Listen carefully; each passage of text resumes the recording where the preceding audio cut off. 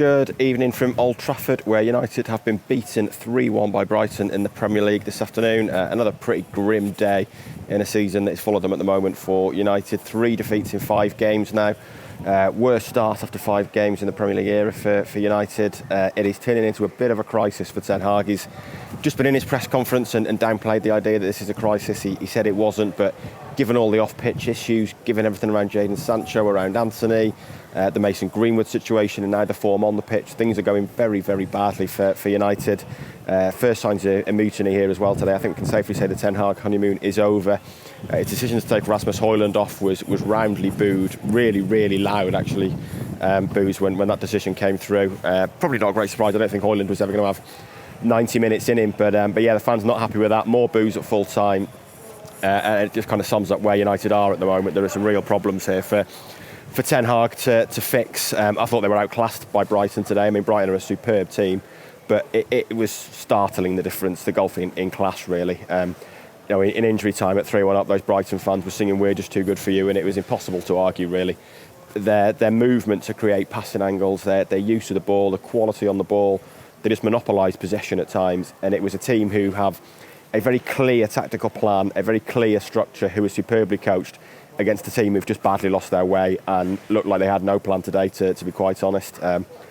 Ten Hag's decision with a right winger, the 2 right wingers unavailable for selection now in Anthony and Sancho, and his decision is basically not to use a right winger.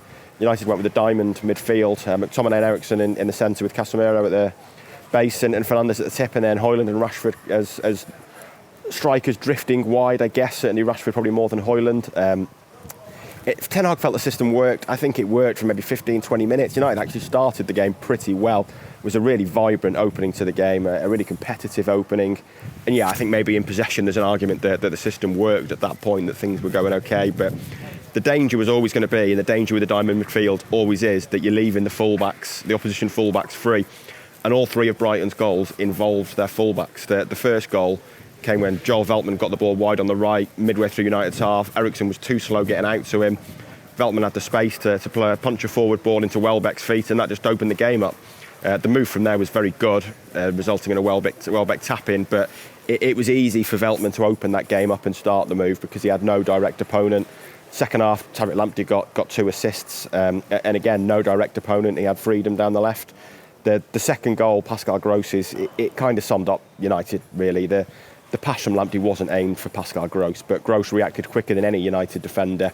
United defenders half asleep, and Gross's 7th goal against United in 11 games, an incredible record. And then the third, another Lamptey assist, a brilliant finish, it has to be said, from João Pedro.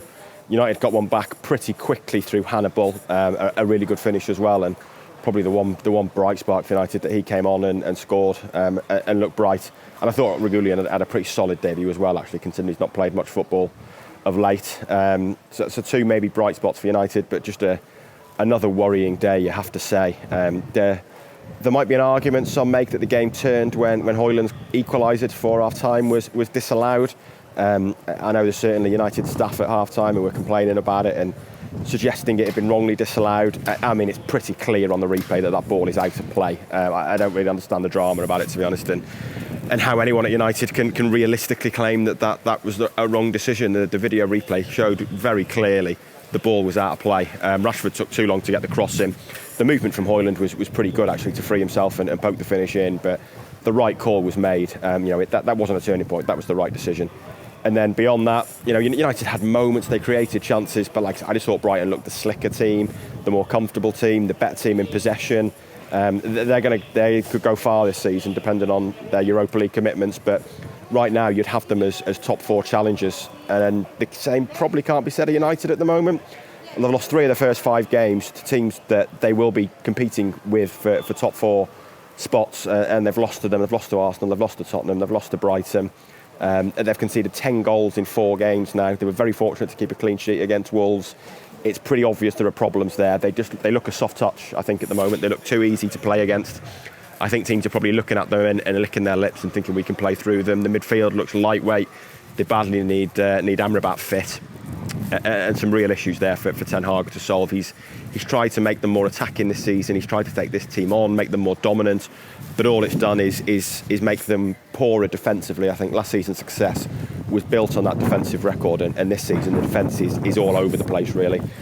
You can't really blame Onana for any of it. He's actually had a pretty good start as a new signing, played pretty well, made one stunning save from Ansu Fati quite near the end of this game today. No blame attached to Onana, but some real concerns, I think, for United.